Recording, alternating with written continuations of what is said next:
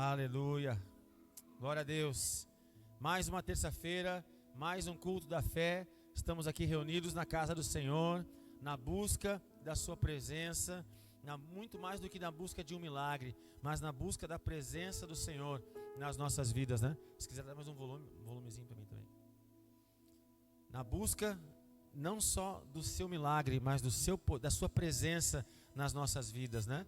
Se nós buscamos o poder do Senhor, receberemos. Mas se buscamos a presença do Senhor, teremos aquele que sempre pode fazer todas as coisas nas nossas vidas, em nome de Jesus. Para aqueles que estão nos visitando, sejam bem-vindos. Na terça-feira nós fazemos o culto da fé, o culto das nossas campanhas. Nós assumimos um propósito com Deus de durante 7 semanas estarmos reunidos aqui, orando, buscando a presença do Senhor. Então, se você quer participar dessa campanha junto conosco, estenda a sua mão. A missionária Simone vai entregar uma filipeta para ti. E juntos nós vamos orar aqui. E é importante, você que vai começar esse propósito conosco, você vai marcando ali na primeira semana. Hoje é dia 30 de maio de 2023. Você marca ali dia 30 de maio, a primeira semana. E assim você vai marcando a cada 7 dias, colocando a sua data. Coloca o seu nome e pode colocar o seu pedido de oração no nosso baú aqui, porque todos os dias nós oramos por esses pedidos de oração. E assim juntos nós vamos testemunhar o poder de Deus nas nossas vidas. Você que pegou sua filipeta, você que está participando dessa campanha, erga para o alto então a sua filipeta, o seu pedido de oração, e vamos juntos clamar ao Senhor. Pai amado, Deus querido, mais uma terça-feira nós estamos aqui reunidos na Tua presença, estamos aqui reunidos diante de Ti, com o nosso coração contrito e quebrantado, com o nosso coração agradecido, Senhor, por tudo aquilo que Tu tens feito nas nossas vidas. Até aqui tem nos ajudado, Senhor, diz a Tua palavra, e a Tua promessa de que Tu és o nosso pastor e de que nada nos faltará. Nós cremos na Tua provisão, nós cremos no Teu livramento, nós cremos, Senhor, na Tua proteção sobre as nossas vidas. Por isso Te entregamos as nossas causas, por isso Te entregamos as nossas necessidades, por isso Te entregamos os anseios do nosso coração. A Tua palavra nos ensina que devemos fazer conhecidas diante de Ti as nossas necessidades, através de clamor e súplicas. Então nessa noite estamos aqui clamando, Senhor, suplicando, faz um milagre nas nossas vidas. Atende aquele que busca por saúde, aquele que busca por uma resposta financeira, aquele que busca por um livramento na sua casa, na sua família, aquele que busca a restauração do seu casamento, que receba agora, em nome de Jesus. Aquela mãe que clama pelo seu filho, aquele pai que clama pela sua família agora, em nome de Jesus, que receba a resposta, que receba o alento, que receba a solução, a provisão, Senhor, em nome de Jesus. Amém. Abençoa, Senhor, aqueles que estão participando da primeira, segunda, a 7ª semana. Venha abençoar cada um de nós nessa noite, em nome de Jesus. Amém. E graças a Deus. Mais uma forte salva de palmas para o Senhor Jesus. E podemos nos sentar, queridos. Glória a Deus. Aleluia. Aleluia.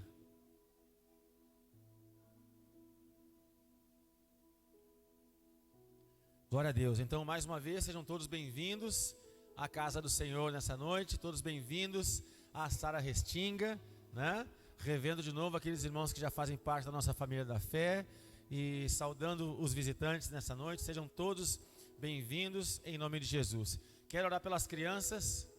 Vamos deixá-las quietinhas lá, vou abençoá-las daqui então, né? Em nome de Jesus. As crianças podem passar para a escolinha, aquelas que quiserem ali, para o cantinho do MSK lá. Vou abençoar as crianças que já estão intertidas lá. Em nome de Jesus, Senhor, te peço que abençoe as nossas crianças, estenda a Tua mão poderosa sobre elas, dá graça à professora que vai ficar com eles nessa noite, em nome de Jesus, a Paula, em nome de Jesus, que Teu Espírito Santo esteja conduzindo, direcionando e cuidando das nossas crianças. Nós temos um privilégio, Pai, de ter os nossos filhos na Tua casa.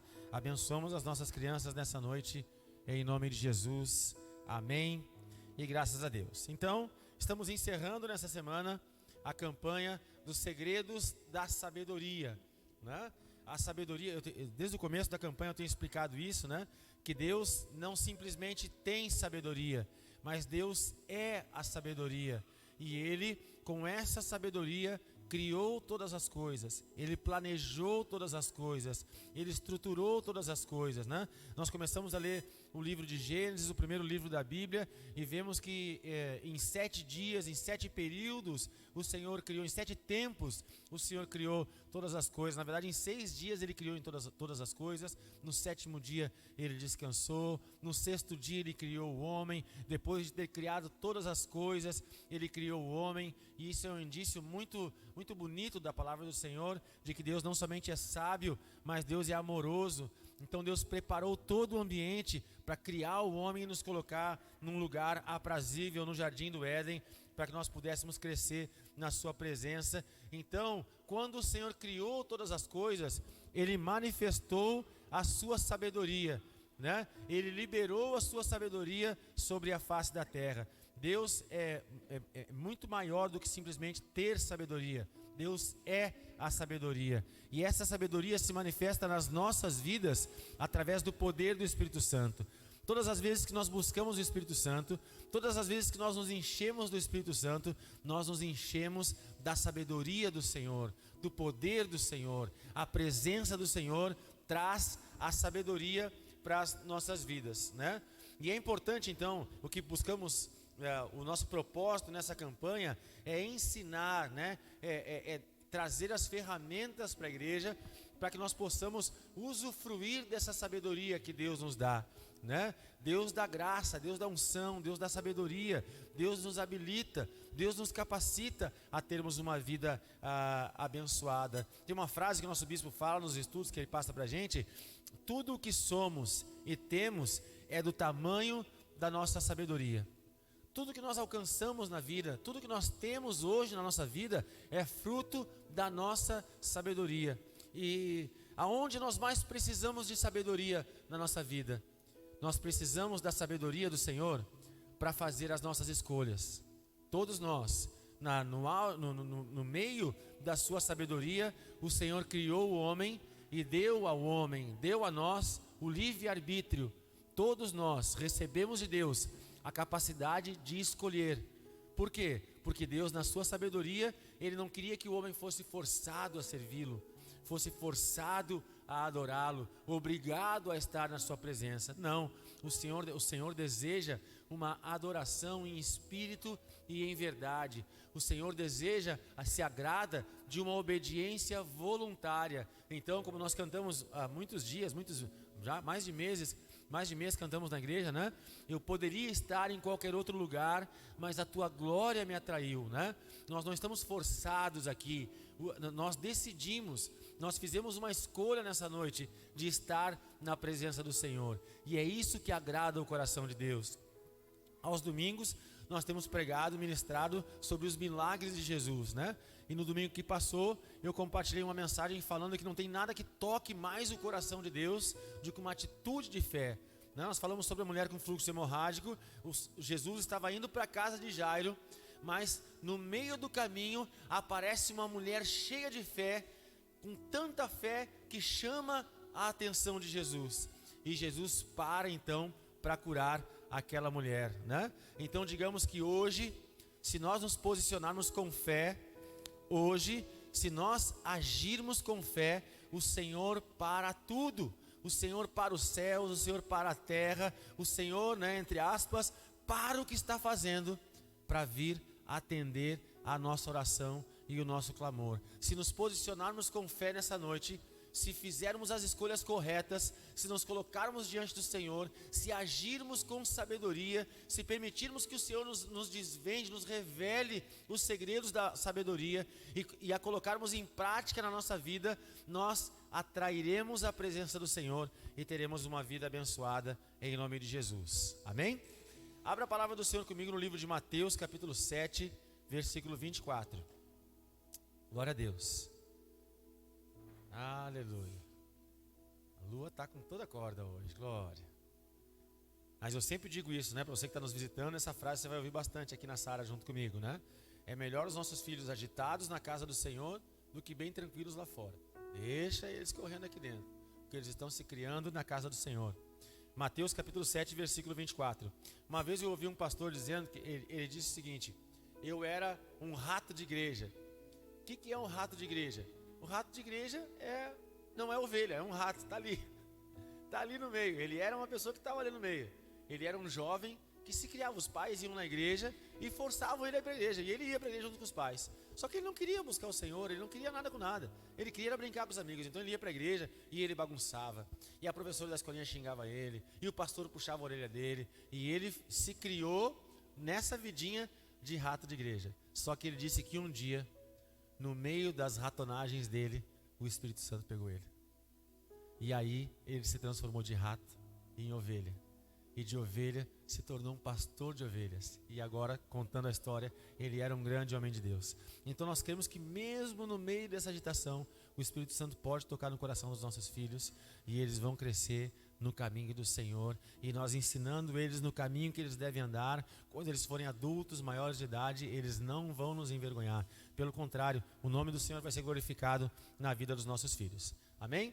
Mateus capítulo 7, versículo 24, então. Esse versículo fala sobre sabedoria. Todo aquele, pois, que escuta estas minhas palavras e as pratica, assemelhá-lo-ei ao homem sábio que construiu a sua casa sobre a rocha. Vou ler novamente, quem sabe na tua versão aí, na tua tradução, esteja um pouquinho diferente, mas o sentido é o mesmo. Todo aquele, pois, que escuta as minhas palavras e as pratica, assemelhá-lo-ei, será semelhante ao homem sábio. E quem é o homem sábio? Aquele que construiu a sua casa sobre a rocha.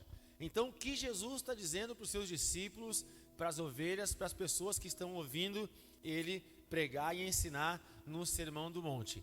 Aquela pessoa que ouve a minha voz, mas não somente ouve, que ouve a minha voz e coloca em prática, essa pessoa é sábia. E a sabedoria dela, ela é semelhante a uma pessoa sábia que constrói a sua casa sobre a rocha. O que Jesus quer dizer com construir as suas casas sobre a rocha? Naquele tempo, naquela época, as construções eram diferentes, né? Não sei se vocês já trabalharam em obra. Eu já trabalhei em obra, né? Na minha adolescência, eu trabalhei na obra. E quando a primeira coisa que a gente faz numa obra é construir o fundamento, né? E aí tem casas que são construídas com sapatas, né? Que são buracos largos assim, né? Mas o alicerce, a primeira coisa que se faz nas casas é o alicerce, para que toda a obra seja construída. É o concreto, né? Aí vai ferro, vai concreto, vai brita, vai cimento, enfim, faz um alicerce. Dependendo, quanto maior for o tamanho do prédio, mais resistente, mais forte tem que ser o fundamento. Naquele tempo, eles não escavavam, eles não faziam buracos, mas eles procuravam um solo firme. Eles não construíam a casa sobre areia, porque se eles levantassem as paredes, se eles empilhassem as pedras de que eram feitas as casas sobre a areia, as casas iriam afundar. Mas a sabedoria e a experiência ao longo dos anos mostrou para eles que, para que as casas perdurassem por muito tempo, elas precisavam ser construídas sobre a rocha. Porque aí bateria o vento, né? E nada abalaria aquela estrutura, aquela casa, porque ela está firmada na rocha. A palavra do Senhor fala que Jesus é a rocha eterna, a pedra angular. Então as nossas vidas devem ser firmadas, as nossas vidas devem ser construídas sobre a rocha. O homem sábio é aquele que escuta a voz do Senhor, é aquele que vem na terça, que vem no domingo, que participa da célula e ouve a palavra do Senhor, mas não como o rato de igreja que eu contei, que ouvia a palavra no meio das suas brincadeiras e continuava na brincadeira, na agitação. O homem sábio é aquele que ouve a palavra e a pratica. Por que é o homem que ouve e pratica? Porque para praticar aquilo que eu ouvi, precisa prestar atenção. E eu vou dar um exemplo bem interessante na verdade, divertido sobre prestar atenção. Eu trabalho, sempre com os exemplos do meu trabalho, né? Eu tenho uma equipe de 23 colaboradoras, tá? 23 operadoras de telemarketing trabalham comigo. E às vezes eu tenho que passar, em alguns momentos, eu tenho que passar uma informação para toda a equipe. Então eu paro todas, né? Quando eu preciso falar algo que é para todas, eu digo assim: meninas, gurias, pausa. Quando eu falo pausa, elas já começam. Meu Deus, o que ele vai falar? O que ele vai dizer? É bom? É ruim? Essa hora? E aí elas já começam a conversar entre elas. E eu me preparando para falar. E aí eu digo, posso falar? E elas dizem, pode. Mas e aí, olha só, o que vai ser? E aí, muitas delas ficam conversando entre elas enquanto eu estou falando. Sabe o que acontece depois que eu termino de falar? Elas perguntam, mas o que tu disse mesmo? Eu digo, por exemplo, assim, amanhã nós faremos isso. Aí eu termino de falar e elas que estavam conversando, que não prestaram atenção no que eu disse, depois que eu termino de falar, elas me perguntam, mas o que nós vamos fazer amanhã mesmo? O que tu quis dizer? O que tu falou, né? E isso é um sinal de quê? De que elas não prestaram atenção. Quando a gente não presta atenção, a gente não consegue colocar em prática. Então, isso é algo que nós vamos falar sempre aqui na Sara Restinga, aqui na igreja. É bom vir ao culto, é maravilhoso, não há nada mais sábio para nós do que estarmos na casa do Senhor, seja terça, domingo, nas células. Não há nada mais sábio para nós do que ouvir a palavra do Senhor. Romanos 10:17, a Bíblia diz assim, a fé vem pelo ouvir e ouvir a palavra de Deus. Quando nós escutamos a palavra do Senhor, a nossa fé aumenta, nós somos fortalecidos, nós somos renovados, nós somos curados, nós somos transformados. Mas o ouvir é apenas o primeiro passo. A Bíblia, por exemplo, diz que aquele que sabe que deve fazer o bem e não faz, peca. Então, quando eu escuto a palavra do Senhor, entenda bem a expressão que eu vou te dizer agora, escute com bons ouvidos o que eu vou te dizer. Quando nós ouvimos a palavra do Senhor, nós estamos condenados a colocá-la em prática. Porque quando eu escuto a verdade, eu já não posso dizer, mas eu não sabia. Mas o missionário não disse. Mas eu ainda não li nada sobre isso. Não, agora você sabe que a sua casa deve ser construída sobre a rocha, que o homem sábio é aquele que ouve a palavra e coloca em prática. E o milagre do Senhor acontece na vida daquela pessoa que ouve a palavra e coloca em prática. Porque quando eu escuto uma palavra, mesmo que desafiadora, a palavra do Senhor nem sempre vem trazendo refrigério e conforto ao nosso coração. O profeta João, né, o apóstolo João, lá em Apocalipse, um anjo aparece para ele, entrega um pergaminho e diz para ele, come. E ele come, e ele começa então na sua visão, comer daquele pergaminho, e ele diz que quando come aquilo desce doce como mel, mas quando cai lá no estômago se torna amargo. Por quê? A palavra do Senhor num primeiro momento nos consola, nos conforta, nos anima, né? O Senhor nos tira do charco de lodo, o Senhor nos levanta, nos resgata, né? No Salmo 40, por exemplo, diz assim, na minha angústia clamei ao Senhor, e Ele no meio do meu clamor me ouviu. Glória a Deus, o Senhor faz isso mesmo. Mas quando Ele nos tira desse lugar de pecado, quando Ele nos tira desse lugar de dor, desse lugar de sofrimento, Ele nos leva para o reino do Filho do seu amor. E no reino do Filho do seu amor, Ele nos resgata do império das trevas e nos transporta para o reino do Filho do seu amor. E eu que vivi em rebeldia, em pecado aqui no império das trevas, sou levado para o reino do amor e da obediência. E sou curado, e sou sarado, e sou lavado e remido pelo sangue do Cordeiro, e agora convocado a obedecer a palavra do Senhor.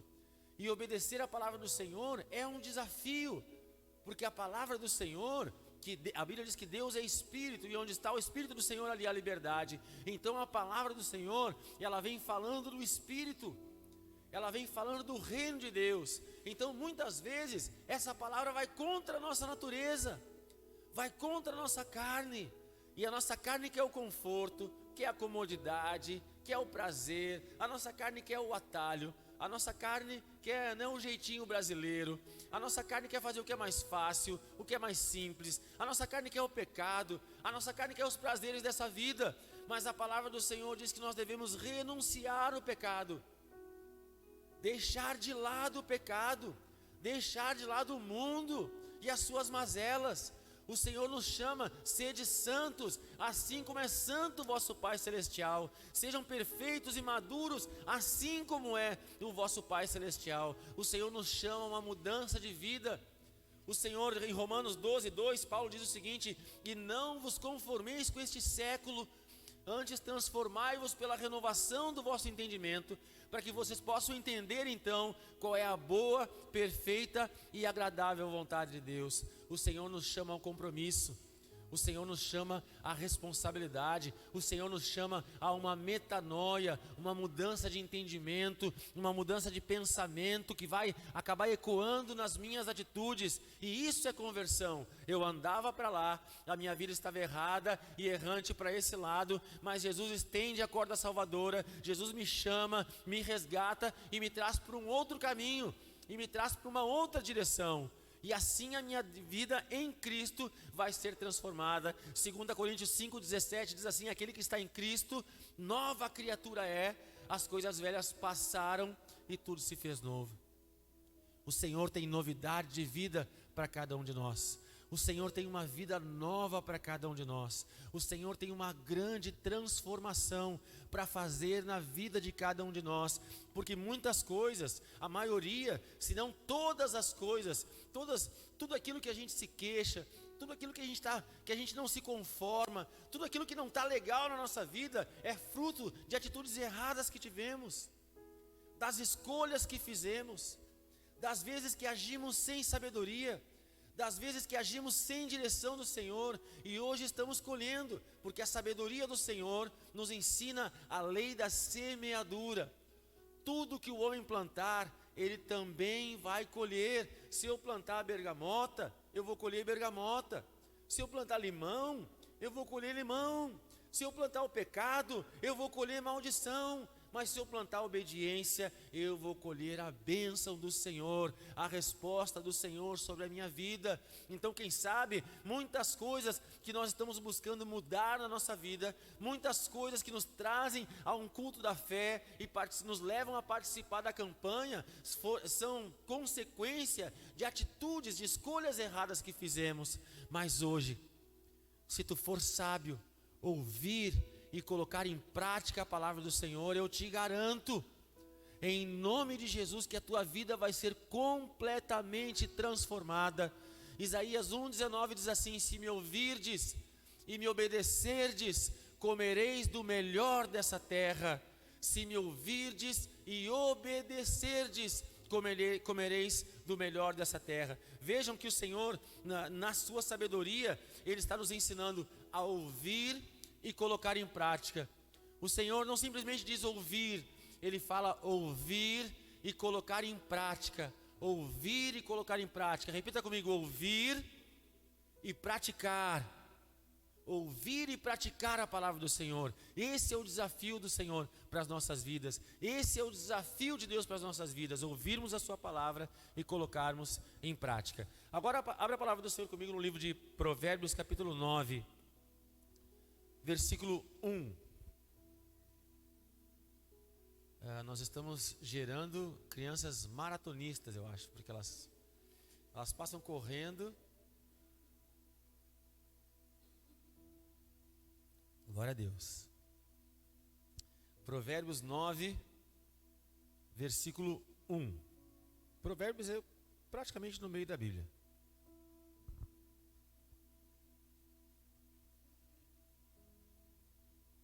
Provérbios 9, versículo 1. A sabedoria edificou a sua casa, já lavrou os seus 7 pilares, ou 7 colunas, como está escrito na tua Bíblia. Então, essa parábola, né? essa revelação, esse pensamento de Salomão, né? Está dizendo que a sabedoria, o Senhor que sábio, Ele já construiu a sua casa. E essa casa foi construída com 7 colunas, com 7 pilares. Então hoje eu vou rapidamente falar para vocês os 7 pilares da sabedoria. Esses 7 pilares são 7 atributos, 7 características, 7 pontos que nós devemos ouvir e aplicar na nossa vida, né? Se tu tiver uma caneta, te faço um desafio, anota aí. Se quer anotar, pede para a missionária ali que a gente tem algumas canetinhas, umas canetas ali, e anota, e reflete sobre isso, medita sobre isso, né? No futuro, em nome de Jesus, nós vamos ter o projetor instalado aqui para poder acompanhar os versículos na tela, mas por enquanto, presta atenção aí e escuta o que eu vou compartilhar, essa mensagem que eu vou compartilhar contigo. Eu vou falar agora rapidamente os 7 pilares, depois eu vou falar de cada um deles. O primeiro pilar é o temor do Senhor. A palavra do Senhor fala em Provérbios 1:7. O temor do Senhor é o princípio da sabedoria. Então, o primeiro pilar da sabedoria, a primeira coluna que deve estar bem edificada nas nossas vidas é o temor do Senhor. O segundo pilar, a dependência de Deus. Nós dependemos dEle, dependemos do Senhor para tudo. O terceiro pilar é a prudência. A Bíblia fala, né, das 5 virgens prudentes e das 5 tolas. Quarto pilar, a humildade. Quinto pilar, o conselho. Sexto pilar, a honra. E o sétimo pilar, a instrução. Certo? Então, vou falar agora do primeiro pilar, o temor do Senhor. Como eu disse para vocês, Provérbios 1:7, ou Provérbios 9:10, fala que o temor do Senhor é o princípio da sabedoria.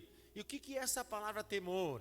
Temor é reverência, temor é confiança, temor não é ter medo do Senhor, mas respeitar a Deus. Temor do Senhor é reconhecer que Deus é grande, que Deus é o ser todo-poderoso, que Deus está no trono. A Bíblia diz que os céus são o seu trono e a terra é o estrado dos seus pés. O Deus que nós servimos é grande. Paulo disse isso, não se enganem, de Deus não se zomba e com Deus não se brinca. Tudo que o homem plantar, isso também ceifará. E o temor do Senhor nos traz esse entendimento, que de Deus nós não podemos zombar.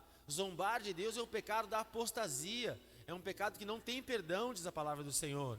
E com Deus não se brinca, porque Deus é sério, as coisas de Deus são coisas sérias, né? A salvação é algo muito sério, o poder de Deus é algo muito sério que nós não podemos desprezar. Nós precisamos ter reverência, confiança, obediência e santidade. E o que é santidade? Santidade é colocarmos a palavra de Deus em prática. A palavra santo significa especial e separado. Então, ter uma vida de santidade não quer dizer ser canonizado como na Igreja Católica, né? Mas ter uma vida santa significa ter uma vida reta, ter uma vida de acordo com os padrões bíblicos, de acordo com o que a palavra do Senhor nos ensina. E o temor do Senhor faz com que eu entenda que esse Deus Todo-Poderoso me deu uma oportunidade, me salvou, me limpou, me purificou, me deu a oportunidade de viver uma nova vida, e agora eu, num sinal de gratidão, num sinal de reverência e no temor do Senhor, olho para Jesus e sigo seus passos. Eu obedeço e busco uma vida de santidade. Esse é o chamado que o Senhor tem para cada um de nós. Seja sábio. A Bíblia diz: bem-aventurado o homem que não anda segundo o conselho dos ímpios, não se detém no caminho dos pecadores, nem se assenta na roda dos escarnecedores. Antes o seu prazer está na lei do Senhor, e nela medita de dia e de noite. Ele será como árvore plantada junto à corrente das águas, cujo fruto dá na estação própria, e a sua folhagem não murcha, e tudo o que ele fizer prosperará. Salmo 1, do versículo 1 ao 3. O salmista encerra esse versículo com uma grande promessa: tudo o que ele fizer prosperará. Queridos, como eu quero essa promessa se cumprindo todos os dias da minha vida. Eu preciso que o Senhor me ajude a prosperar no meu trabalho. Eu preciso que o Senhor coloque a sua mão na minha casa e me ajude a prosperar. Eu preciso que o Senhor me faça prosperar na igreja. Hoje nós estamos aqui em 15, 20 pessoas. Um dia estaremos em centenas e milhares de pessoas congregando aqui nesse lugar. Essa é a promessa do Senhor nas nossas vidas. Agora, toda a promessa do Senhor está condicionada a uma posição de cada um de nós. Creia no que eu te digo, o Senhor tem coisas grandiosas, nem olhos viram, nem ouvidos ouviram, nem penetrou no coração do homem, tudo aquilo que Deus tem preparado para cada um de nós. Deus tem coisas muito maiores do que tu possa imaginar. Eu sei que tu tem os teus sonhos, eu sei que tu tem um projeto para a tua vida, eu sei que tu imagina grandes coisas ainda esse ano para ti, né? E confia no que eu estou te dizendo, porque nós temos uma promessa do Senhor para as nossas vidas nesse ano, aqui na sala da nossa terra. Esse é o ano de chegarmos aos lugares altos. Começamos num nível, mas vamos encerrar num nível muito maior, porque essa é a promessa do Senhor para cada um de nós. Então vem junto com a gente e vamos dia a dia ver o Senhor revelando os seus sonhos e a sua vontade a cada um de nós. Mas nós só chegaremos a esses lugares altos se entendermos que a condição para subirmos esses degraus é a obediência. O Senhor chamou cada um de nós a uma vida de obediência. Olha para o irmão que está do seu lado, ou está perto de você, e diga assim para ele: seja sábio e obedeça a palavra do Senhor. Amém? Esse é o caminho da sabedoria e o caminho que vai nos conduzir ao milagre. O temor do Senhor é o princípio da sabedoria. Seja sábio, obedeça, respeite, honre a esse Deus maravilhoso. O segundo pilar é o pilar da dependência de Deus. Queridos, a Bíblia diz assim: o orgulho precede a queda. Você sabe, isso a gente aprende mesmo sem estar na igreja, no colégio, nas aulas de religião, a gente aprende isso, né? Não tem algo que entristeça mais o coração de Deus do que o orgulho do homem. Por que isso? Por que o pecado que mais entristece o coração de Deus é o orgulho? Isso é uma revelação, não é uma doutrina, mas é um entendimento que eu tenho da palavra do Senhor. Por que o orgulho é o pecado que mais entristece o coração de Deus? Porque o orgulho foi o primeiro pecado cometido. Lúcifer, um anjo de luz, responsável. A Bíblia diz que, Isaías 12, porque caíste, ó estrela da manhã. Ele era, depois do Senhor, a estrela que mais brilhava no céu, o ser mais glorioso, o anjo com mais glória. Era ele era o responsável pelo louvor nos céus, ele tinha uma grande importância, só que ele não se bastou com a glória que ele tinha, ele se achava merecedor de algo mais, ele tinha um lugar de glória no céu, mas ele queria o lugar do Todo-Poderoso. Então o seu coração se inflou de orgulho e ele desafiou o próprio Deus, querendo tomar o seu lugar. E o Senhor disse para ele então: tu quer um trono? Então vou te dar um troninho, mas lá embaixo, vai, desce. E assim ele caiu e de anjo de luz transformou-se em Satanás. O orgulho é o pecado que mais entristece o coração de Deus. Não seja orgulhoso, se renda diante do Senhor, né? Nunca ache que você não cometa o erro, não seja tolo a ponto de achar que você pode viver sozinho, que você pode resolver os seus problemas sozinhos, sem a ajuda de Deus. Todos nós precisamos da ajuda de Deus. João capítulo 15, versículo 6, Jesus disse para os seus apóstolos, para os seus discípulos: sem mim, nada vocês podem fazer, nada nós podemos fazer.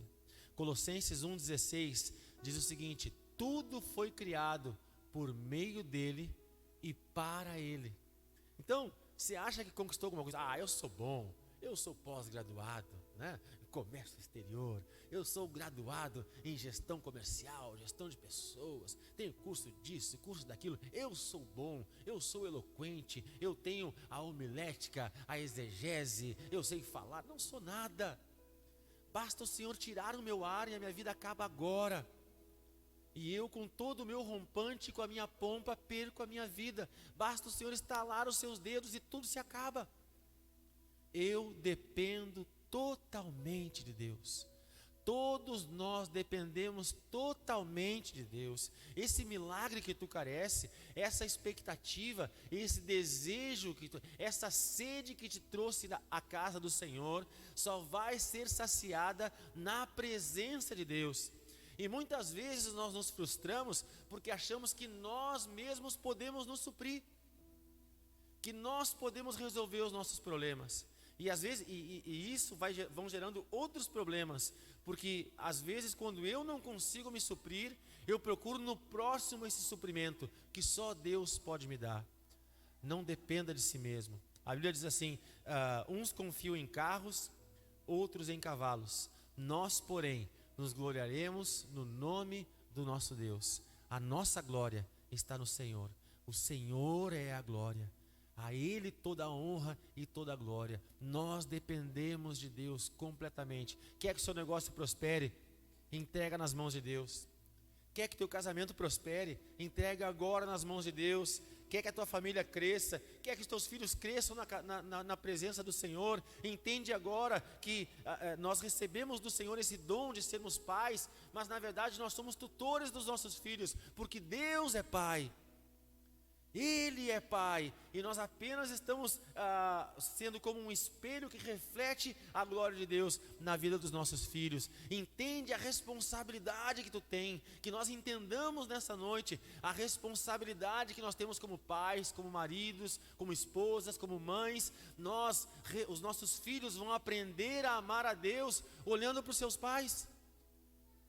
O Senhor, os nossos filhos vão conhecer o Senhor olhando para ti, Pai. O meu filho João vai conhecer o Senhor olhando para a minha vida. Os meus discípulos, aquelas pessoas que estão próximas de mim, vão entender quem é Deus olhando para as minhas atitudes, vendo como eu ajo, como eu me posiciono. Essa é a minha responsabilidade como sacerdote, como pai, como esposo. A Bíblia diz: maridos, amai as vossas esposas como Cristo amou a igreja. Nós dependemos completamente e totalmente de Deus. 1 João 4, versículo 19, o apóstolo João disse à igreja de Éfeso: nós só podemos dizer que o amamos porque Ele nos amou primeiro. Sabe por que hoje no tempo do louvor aqui abençoado, com a minha filha cantando aqui com essa voz linda que ela tem, nós podemos erguer as nossas mãos e adorar o Senhor e dizer que Ele é o Jeová Jirê, que Ele é o Deus provedor? Sabe por que nós podemos erguer as nossas vozes e cantar? Porque há um Deus que nos amou, há um Deus que nos deu uma oportunidade, há um Deus que abriu essa porta na Restinga para que pudéssemos estar aqui congregados. E se Deus não fizesse o que fez por nós, nós não estaríamos aqui. Nós dependemos dEle. Que nessa noite todo orgulho caia por terra, que nessa noite toda soberba, toda irreverência, toda independência caia por terra, e que nós possamos ser sábios e nos render diante do Senhor, em nome de Jesus. Terceiro ponto é a prudência. O que é a prudência? É a capacidade de analisarmos as possíveis consequências de uma decisão, saber seu limite, saber o nosso limite, né? Sensatez e discernimento diante da zona de perigo. Prudência é a gente pensar. Prudência é a sabedoria na hora de traçar a estratégia. O que eu quero fazer? A Bíblia diz, né, que é tolo aquele que antes de construir uma casa não faz um projeto. Nós precisamos primeiro fazer o projeto, para depois colocá-lo em prática, né? Há duas semanas atrás, nós fizemos um galeto aqui na igreja, né?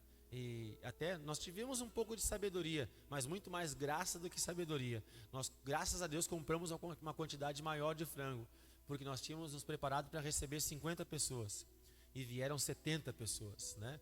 Graças a Deus, a Gabriela e o Douglas tiveram a sabedoria de não congelar os frangos. Como é que a gente ia fazer, né? Mas deu tudo certo, conseguimos na última hora resolver o problema. Mas nós nos planejamos, compramos os galetos, as saladas, fizemos a feira, né? Organizamos, graças a Deus, Douglas assou para nós os galetos, deu tudo certo. O Senhor nos deu sabedoria para fazer esse evento. E assim, tudo que nós quisermos fazer e ser bem sucedido, nós precisamos ter a prudência de organizarmos, de medirmos as consequências, né? E muitas vezes nós somos imprudentes, achando que podemos fazer alguma coisa sem colher os frutos daquilo que fazemos. A Bíblia diz, né, Gênesis capítulo 4, versículo 7, Caim mata Abel, né? E o Senhor aparece para Caim e diz assim para ele: Caim, né? Abra comigo lá em Gênesis capítulo 4, versículo 7.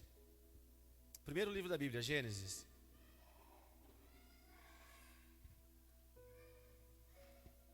Glória, glória, glória, glória. Gênesis capítulo 4, versículo 7. Aleluia.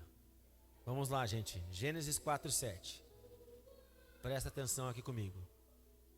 Se tu fazes o bem, deixa eu ligar minha lanterninha aqui.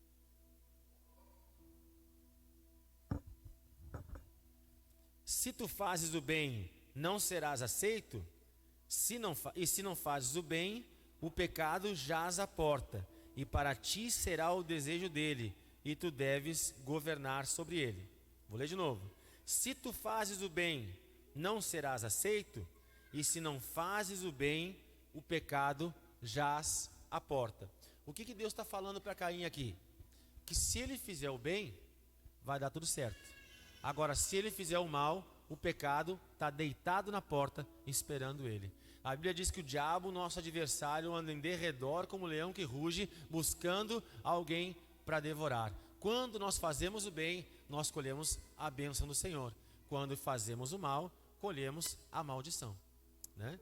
E a prudência está em pensar, em medir. Bom, glória a Deus, eu tenho um sonho, eu quero ter o meu negócio. Então, para lucrar, vou começar sonegando os impostos, para economizar um dinheiro, né? E aí começo sonegando os impostos, e aí sabe como é que é, né? Fiscalização, eu vou criar também um caixa 2, né? E vou começar, botar no bolso, umas coisas eu declaro, outras coisas não declaro, vai dar certo? Vou prosperar, né? Então eu preciso ter esse entendimento, que a minha má atitude vai me fazer colher maldição. Agora, se eu agir o certo, e Senhor Jesus, nessa noite eu declaro aqui na tua presença, eu quero abrir uma empresa, eu quero ter o meu negócio, então eu consagro a minha empresa nas tuas mãos, Senhor. Eu consagro o meu negócio diante de ti, e eu te peço, me dê direção, me dê sabedoria. Eu estou falando de empresa, mas pode ser outro caso, né? Vamos falar de casamento então. Aí o jovem, cadê o meu padawan? Está lá, né? Então, estamos buscando aí, né? Estamos com o coração aberto, né? O jovem está querendo casar, né? E aí o jovem, meu pastor até falou no domingo, né? Eles usam um termo bem gaudério. Aí o jovem olha a primeira percanta que aparece na rua e diz: essa é bonita, essa aí, né? E vai lá e se atira. Ah, ela é bonita, olhou para mim e se atira. E aí olha para ela olha para ele, se encantam ali e vamos casar, e casam, né? 2 meses depois, eu não aguento mais essa mulher, eu não aguento mais esse homem. Houve sabedoria, se conheceram bem para casar, buscaram a direção de Deus, né? E a gente sempre explica bem sobre isso quando fala de casamento na igreja, né? Não tem volta, né? Deus odeia o divórcio, está na Bíblia, né? Mateus 19. Então é preciso que nós tenhamos a prudência para medir as consequências. Eu quero colher bênção, então seja prudente, seja sábio, faça o certo. Amém? Olha para o teu irmãozinho do lado e diz assim: ó, quer colher bênção? Faz o que é certo. Escuta o conselho do Senhor, faz aquilo que é certo, em nome de Jesus. Quarto ponto é a humildade. Quarto pilar da sabedoria é a humildade. E essa humildade liga todos os pontos. A humildade liga os 7 pilares, né? Para que nós possamos aplicar tudo isso nas nossas vidas, nós precisamos de humildade. Porque sem humildade a gente não aprende. Sem humildade, a gente não consegue colocar a palavra do Senhor em prática. Sem eu reconhecer que Deus é maior do que eu e que eu preciso do conselho e da direção dEle para a minha vida, eu não vou estar aberto a ouvir, né? Algumas falhas eu cometi na minha juventude, mas uma das maiores falhas que eu cometi foi olhar para minha mãe um dia e eu disse para ela: mãe, eu já sou um homem. Tinha 16 para 17 anos. Mãe, eu que sei. Tu não manda mais em mim, eu já tenho um emprego, não, olha só, um estágio, eu já tenho um emprego, eu que mando na minha vida, eu que governo, agora eu que sei a hora que eu acordo, a hora que eu levanto, a hora que eu que sei, né? grande falha eu cometi. Graças a Deus o Senhor me deu tempo na vida de consertar esse erro com a minha família, com a minha mãe, né? Só aprende aquele que é humilde. Se me ouvirdes e obedecerdes, né? Começamos falando sobre isso. Aquele que ouve e pratica é o sábio. Agora só ouve e presta atenção aquele que considera o que está ouvindo interessante, né? E mais do que isso, né? Eu só vou dar crédito a alguém que pode estar compartilhando algo interessante para mim, né? Se eu reconhecer Deus como Senhor, que eu dependo dele, que ele é maior do que eu vou ouvir o seu conselho e vou colocar em prática. Agora, se eu achar que eu sou o meu Deus, que eu que sei, que eu sou o maior, que eu sou o cara, né? Se eu achar que sou o Roberto Carlos e sair cantando por aí, esse cara sou eu, né? Vai dar errado, não vai dar certo. Então nessa noite, seja humilde, né? 1 Pedro 5,6 diz assim, deixa eu ver se é 5,6. Isso, 1 Pedro 5,6 diz assim: humilhai-vos debaixo da potente mão de Deus, e ele, no tempo oportuno, nos exaltará. Então, queridos, esse versículo, já partindo quase para o final aqui, esse versículo está dizendo o seguinte: que o Senhor vai nos exaltar. O Senhor vai glorificar o seu nome na tua vida. O Senhor tem, como eu estou dizendo desde o começo, bênção sem medida. O Senhor nesta noite quer firmar a tua casa sobre a rocha. O Senhor nesta noite quer fazer um milagre na tua vida. O Senhor tem coisas grandiosas para a vida de cada um de nós. Só que o milagre, essa bênção, a resposta, tudo que Deus tem para fazer nas nossas vidas é uma resposta à nossa posição de fé. Então tema o Senhor, entenda que você depende de Deus, seja prudente e meça, analise as suas atitudes, seja humilde para reconhecer que Deus é Deus e nós somos seus servos, seus filhos. E agora um outro conselho muito importante: escute o conselho do Senhor. Entenda que o maior conselho vem da boca de Deus, né? Nem só de pão, a palavra do Senhor diz, né? Nem só de pão viverá o homem, mas de toda a palavra que procede da boca de Deus. A vida está em ouvir a palavra do Senhor e colocar em prática. Escute o conselho do Senhor. Escute a direção que Deus tem para a tua vida. E aí eu quero te dizer uma coisa bem interessante, bem importante. Não existe alguém tão grande que não tenha alguém maior do que si para trazer uma direção. Não existe. Ah, mas eu sou o presidente. Eu sou, não sei, sempre tem alguém maior, né? Nosso pastor lá na Cavalhada contou domingo sobre um seriado, uma série que ele assistiu de um lutador de UFC, Conor McGregor. E esse lutador é famoso, conhecido, né? Ele ganhou todas as lutas. Ele bateu no nosso grande lutador aqui, o José Aldo Pinheiro, né? Ele, em minutos, né? Acho que 1 minuto. Primeiro, ele acertou um soco no José Aldo e derrubou, né? E dali começou essa grande carreira, né? Começou a se destacar o Conor McGregor. Mas ele, no meio da série, ele conta uma história da sua vida. E ele diz que chegou um ponto da carreira dele que ele disse assim, ó: eu estou num nível tão grande, eu estou num nível de preparo tão grande, tão alto da minha carreira, que até se Deus vier me enfrentar, eu acerto ele, né? O que aconteceu depois dessa frase? Perdeu. Dizem que a frase, né, o estopim para a queda, pro naufrágio do Titanic, foi que o capitão do navio disse isso, né? Nosso navio é tão bom, tão grande, tão forte, tão poderoso que nem Deus derruba. E aí passaram por um iceberg que rasgou a lataria, né? E o navio afundou. Todas as vezes que nós acharmos que nós somos o suprassumo, que nós acharmos que somos a última bolachinha do pacote, o último golinho de refrigerante da garrafa, todas as vezes que nós acharmos que somos o maior, que não existe alguém maior do que nós, a Bíblia diz assim: o orgulho precede a queda. O orgulho precede a ruína. Então seja sábio. Eu sei que você tem as suas experiências. Eu, graças a Deus, tenho muitas experiências na vida.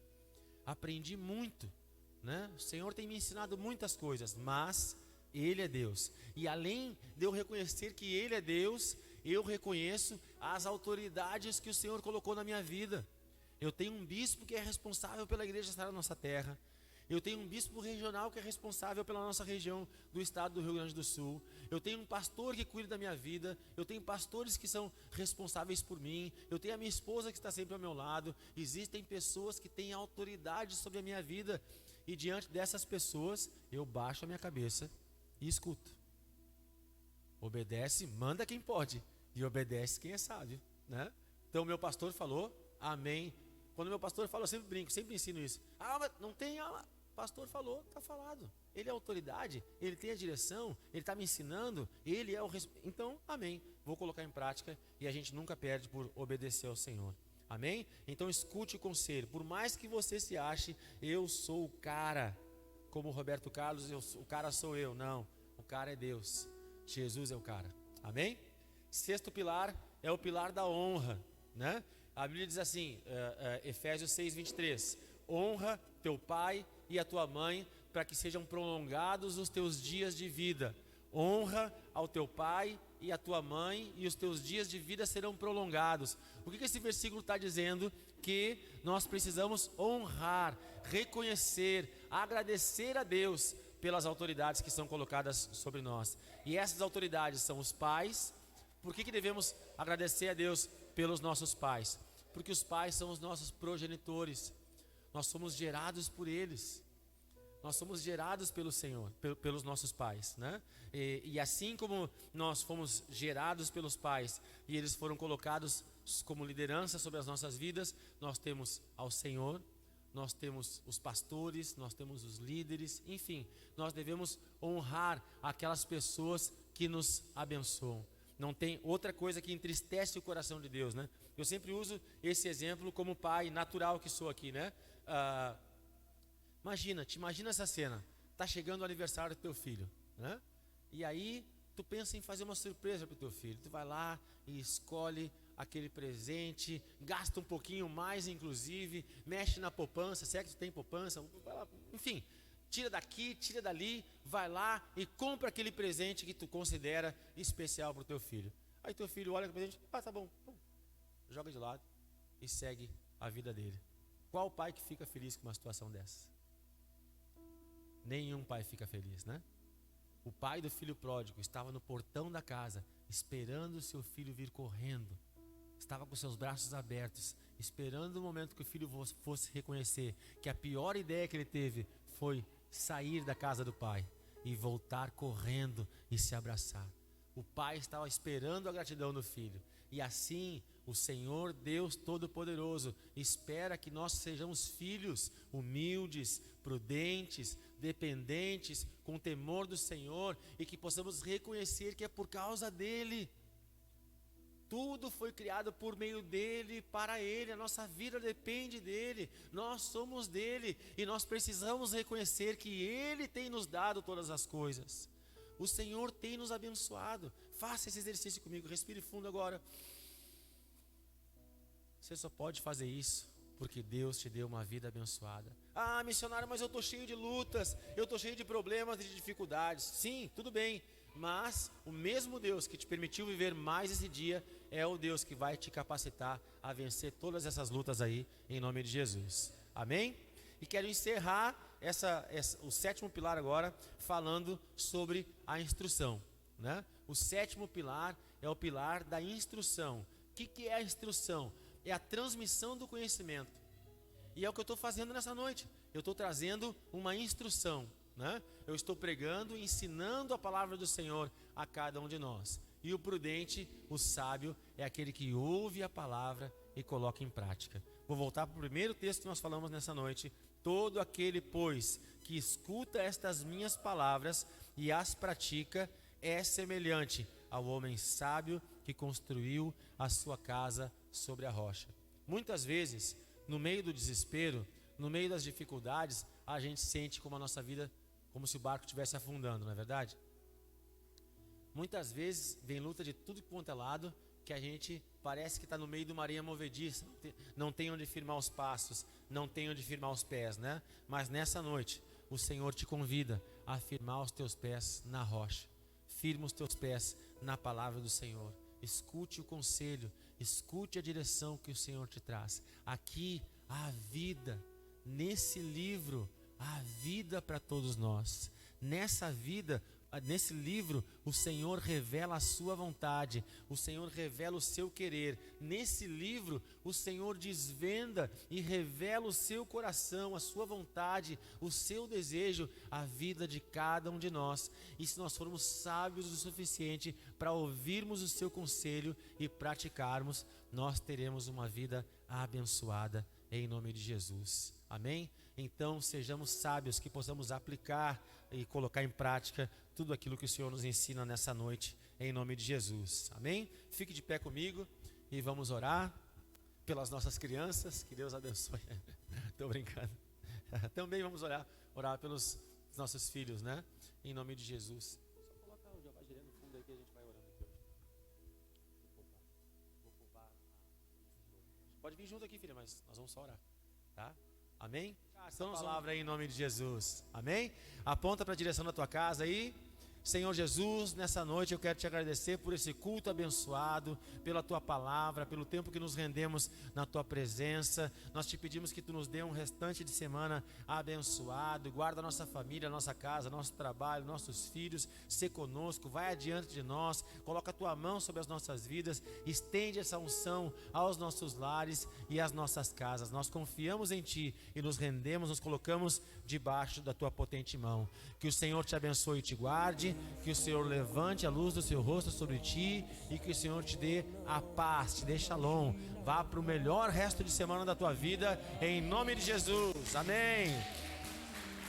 Glória a Deus, queridos.